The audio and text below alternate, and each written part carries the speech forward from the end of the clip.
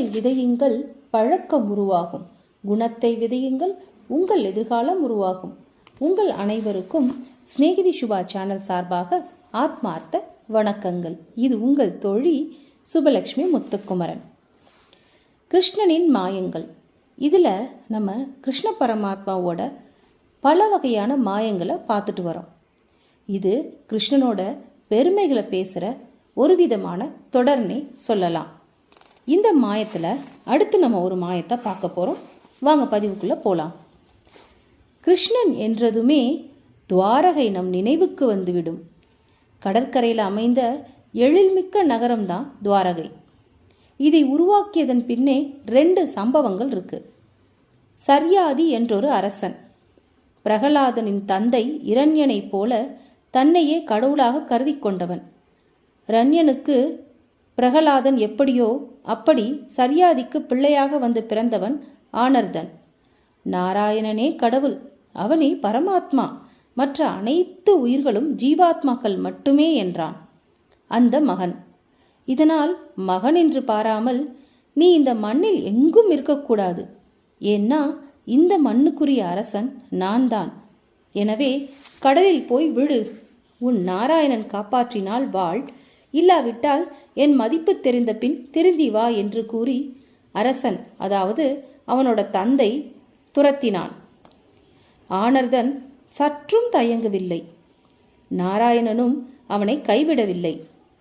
கடல் நீரை உள்வாங்கச் செய்து அதில் ஒரு நிலப்பரப்பை உருவாக்கி, இது உன் பக்திக்காக நான் அளிக்கும் இடம், இங்கே ஒரு நகரம் உருவாகும், வருங்காலத்தில் இங்கு நானே சில காலம் மனிதனாக பிறக்கும்போது வாசம் செய்வேன் என அருள் புரிந்தார். நாளை என்ன நடக்கும் என்பது நமக்கு வேண்டுமானால் தெரியாமல் போகலாம், ஆனால் நாராயணனுக்கு தெரியாமல் போகுமா என்ன? கிருஷ்ணாவதாரத்தில் மதுராவை விட்டு தனக்கென தனி நாடு அமைக்க விரும்பிய போது காத்து கொண்டிருந்தது கடல் அலை தாளாட்டும் துவாரகை. இங்குள்ள கடல் நடுவே கோட்டையை உருவாக்கி ஒரு தெய்வீக அதிசயத்தை உலகம் காண வேண்டிய தருணம் வந்தது. கம்சனை வதம் செய்த நிலையில் அவனது மனைவியரான அஸ்தியும் பிராப்தியும் தங்கள் தந்தையான மகத நாட்டு மன்னன் ஜராசந்தனிடம் சென்று தங்கள் அவல நிலையை எடுத்து கூறினர். இதை கேட்ட ஜராசந்தன் கொதித்து எழுந்தான். கிருஷ்ணனை மட்டுமில்லாமல் அவன் பிறந்த யதுவம்சத்தையே அழிப்பதாக சபதமிட்டான். அசுரகுல அரசர்களில் ஜராசந்தன் பிறப்பிலேயே அரிய சக்திகள் பெற்றவன்.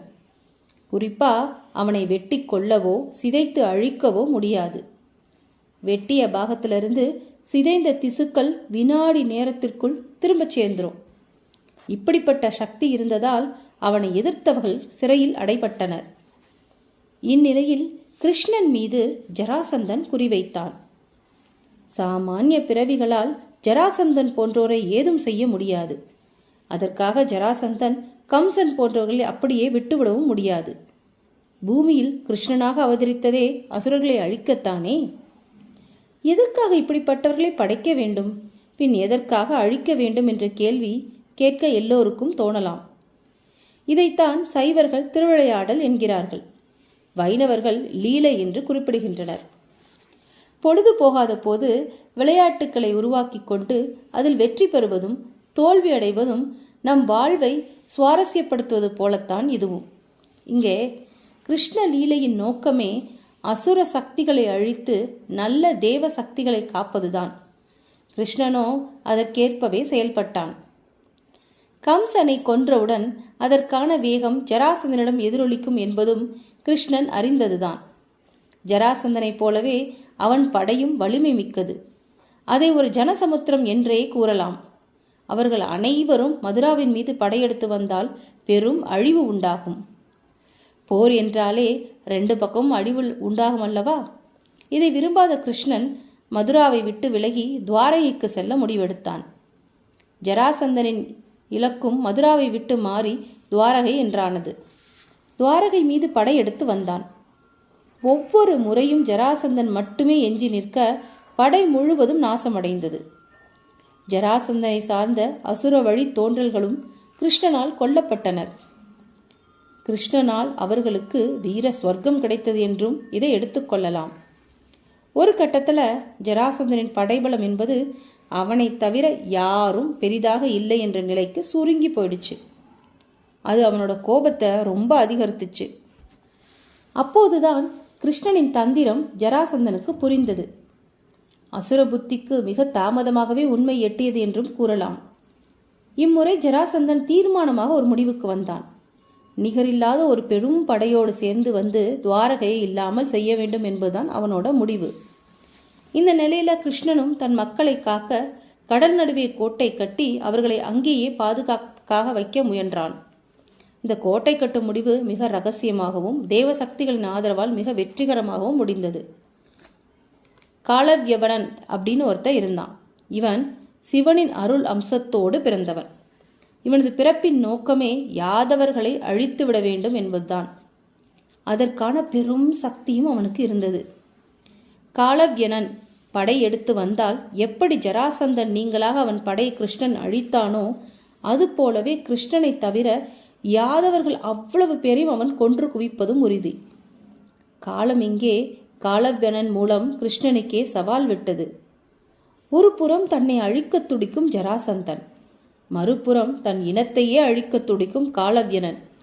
இப்படி இரு பெரும் எதிரிகளுக்கு இடையே கிருஷ்ணன் துவாரகையில் கடல் நடுவே கோட்டை கட்டி அதில் யாதவர்களை பாதுகாப்பாக வைத்துவிட்டு போருக்கு தயாரானார்.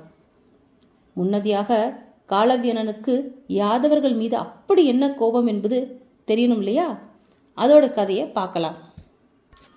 காலவ்யவனன் பிறக்க காரணமே ஒரு சாபம்தான். இவனை குறித்த கதை விஷ்ணு புராணத்துல இருக்கு. யதுகுலத்தின் குருவாக போற்றப்பட்டவர் கர்க முனிவர்.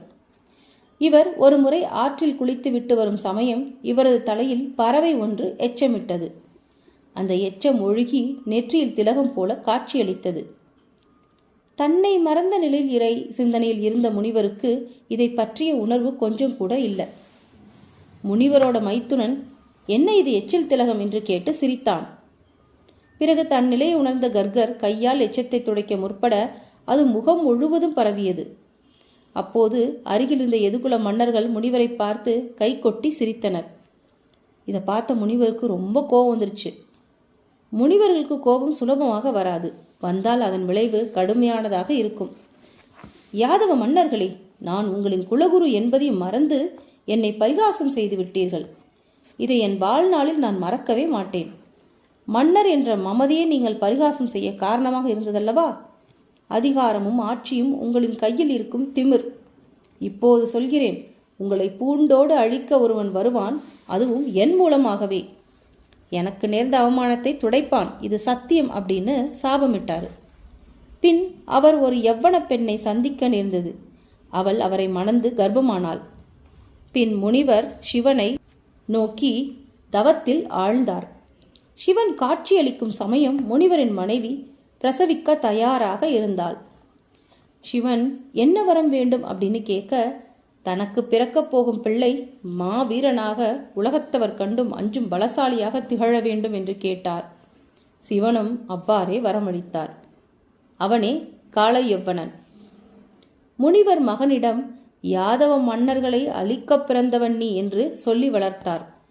பிறரை பரிகாசம் செய்வதும் கடும் பின்விளைவை தந்துவிடும். அன்று கர்க முனிவரிடம் மன்னிப்பு கேட்டிருந்தால் கூட பரவாயில்லை. சாப விமோச்சனம் ஒன்றை கர்கர் சிந்தித்திருப்பார். ஆனால் அவர்கள் அவ்வாறு செய்யவில்லை. நீங்கள் நின்ற கோலத்தை யார் பார்த்தாலும் சிரிக்கத்தான் செய்வார்கள் என்று நியாயம் வேறு கற்பித்தனர். இதைத்தான் விநாச காலே விபரீத புத்தி அப்படின்னு சொல்லுவாங்க. காலவ்யவனன் தன் தந்தை கர்க முனிவரின் விருப்பப்படி யாதவர்களை ஒட்டுமொத்தமாக அழிக்க தருணம் பார்த்துட்டு இருந்தான். ஒரு நாள் நாரதர் அவனை சந்திக்க வந்தார். அவரிடம் காலவ்யவனன் யாதவர்களின் மேலான அரசன் யார் அப்படின்னு கேட்டான். எவ்வளவோ பெயர்கள் உண்டு, இப்போது யார் என்றால் அது கிருஷ்ணர், பலராமர் இருவரும் தான் என்றார் நாரதர். அவர்கள் என்னை விடவும் பெரிய பலசாலியா? அது எனக்கு தெரியாது, ஆனால் மகாபலசாலியான ஜராசந்தனால் கூட அவங்கள வெல்ல முடியல என்றால் பார்த்துக்கொள் என்றாள் நாரதர். அப்படியானால் ஜராசந்தன் என்னை விட பலசாலியா? இப்படி கேட்டால் எப்படி? நீ போரிட்டு வெற்றி கொண்டால் அல்லவா அதை முடிவு செய்ய முடியும் என்றார் நாரதர். அதுவும் சரிதான், நான் இந்த கிருஷ்ணர் பலராமர் இருவரையும் அழிக்கிறேன். இவர்கள் எது குலத்தவர் தானே? ஆம், கிருஷ்ணா பலராமர் 2 பேரும் தங்களை விட தங்களின் இனம் பெரிது, குறிப்பாக தங்களின் செல்வமாக கருதும் பசுக்களும் காளைகளும் பெரிது என்று நினைப்பவர்கள். அப்படியானால் இவர்களை அழித்தால் எது குலத்தையே அழித்தது போல் அல்லவா? அப்படித்தான், ஆனால் அது சுலபமான விஷயமில்லை. எதனால்? கிருஷ்ணர் பலராமர் இருவரும் அவதார புருஷர்கள். அதிலும் கிருஷ்ண பிரபு 32 சாமுத்திரிகா லட்சணங்களும் உடையவர். பாலகனாக இருந்தபோதே அசுர சக்திகளை அழித்தவர். குறிப்பாக கம்சனை அவர் கொன்றது வீரத்தின் உச்சமென். என்னால் கிருஷ்ணனை வெல்ல முடியாது என்று கூறுகிறீரா நாரதரே அப்படின்னு கேட்டான் காலவ்யவனன். அப்படித்தான் தோன்றுகிறது. என் வரம் பற்றி உமக்கு தெரியும் அல்லவா? ஆமாம், ஒருவேளை முடிந்தாலும் முடியலாம். ஒருவேளை என்ன ஒருவேளை? இருவர் கதையை முடித்துவிட்டு மறுவேளை பார்க்கிறேன் என்றான் காலவ்யவனன். அப்படி அவர்கள் உனக்கு என்ன கெடுதல் செய்தனர் அப்படின்னு கேட்டார் நாரதர். எனக்கு செய்தால் என்ன, என் தந்தைக்கு செய்தால் என்ன? அதுவும் சரிதான். ஆனாலும் யாரோ சிலர் பரிகாசம் செய்ததற்காக அவர்களின் குலத்தையே அழிக்க நினைப்பது சரிதானா? அதற்காகவே நான் பிறந்திருக்கிறேன். இதில் சரி தவறு என்று சிந்திப்பதெல்லாம் அறிவீனம். அப்படி என்றால் போர் செய்வதே சரியானது என்று நாரதர் ஒதுங்கிக் கொண்டார். உடனடியாக கிருஷ்ணரை சந்தித்த அவர் காளையவ்வனன் படையெடுத்து வரவிருப்பதை தெரிவித்தார். அந்த நேரத்தில் ஜராசந்தனும் படை திரட்டிக் கொண்டு போருக்கு வந்தான். ஜராசந்தன் கெட்டிக்காரன். காளையவ்வனன் 3 கோடி வீரர்களுடன் மதுராவில் உள்ள கிருஷ்ண பலராமரை அழிக்க தயாராகி விட்டதை அறிந்து கொண்டான். அந்த படையுடன் தன் படையும் சேர்ந்தால் அது பெரிய படையாகிவிடும். கிருஷ்ணன் தோற்பதும் உறுதி என்று மனதுக்குள்ள ஒரு கணக்கு போட்டான். இதற்கு முன் 17 முறை கிருஷ்ணனிடம் தோற்றாலும் இந்த முறை வென்றாக வேண்டும் என்ற வெறி அவனுக்குள் இருந்தது. இந்த நிலையில தான் யாதவர்களை பாதுகாக்கும் நோக்கத்துல கிருஷ்ணர் துவாரகையில ஒரு கோட்டை அப்படிங்கிறத கட்டி, அதுவும் மயன் மூலம் கட்டினார். மதுரா நகர யாதவர்கள் அனைவரையும் கோட்டையில் பாதுகாப்பாக தங்க வைத்துவிட்டு ஜராசந்தனையும் காலவ்யவனனையும் காண புறப்பட்டார் கிருஷ்ணர். இவர்கள் இருவருக்கும் கிருஷ்ணரால் எந்த பாதிப்பும் உண்டானதில்லை. போர் என்ற பெயரில் வம்பு சண்டைக்கு வருகிறார்கள். எனவே இவர்களை யுத்த தர்மத்தின்படி சந்திக்க வாய்ப்பே இல்லை. தந்திரங்களால் வெல்வதே சரி என்ற முடிவுக்கு வந்தார் கிருஷ்ணர். அவரது தந்திரம் எப்படி அப்படிங்கிறத நாம அடுத்த பதிவில் பார்க்கலாம். இந்த பதிவில் ஜராசந்தரை பற்றியும் காலவ்யவனனை பற்றியும் நாம் தெரிஞ்சுக்கிட்டோம். அடுத்த பதிவில் அவங்க 2 பேரும் எப்படி வீழ்த்தப்படுறாங்க, அதுவும் தந்திரத்தால் வீழ்த்தப்படுறாங்கன்னு கிருஷ்ணர் அவங்கள எப்படி அவங்களுக்கு மோட்சம் தரப்போறான்றதை பார்க்கலாம். இந்த பதிவு உங்களுக்கு பிடிச்சிருந்தா நீங்கள் லைக் பண்ணுங்கள், ஷேர் பண்ணுங்கள், மறக்காமல் ஸ்நேகிதி சுபா சேனலை சப்ஸ்கிரைப் பண்ணிவிடுங்க. இத்துடன் உங்களது விடைபெறுவது உங்கள் தோழி சுபலக்ஷ்மி முத்துக்குமரன். வணக்கம், வாழ்க வளமுடன், ஆத்ம நமஸ்தே, ஹரே கிருஷ்ணா. வெற்றி உமதே.